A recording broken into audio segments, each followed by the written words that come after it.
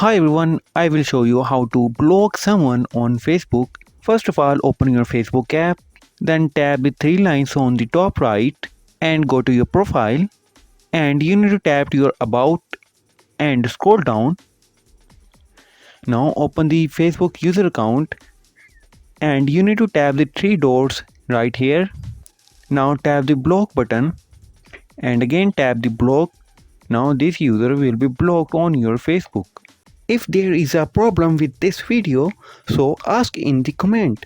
Any problem related to social media and internet, let us know in the comment bar so we can make a video on it.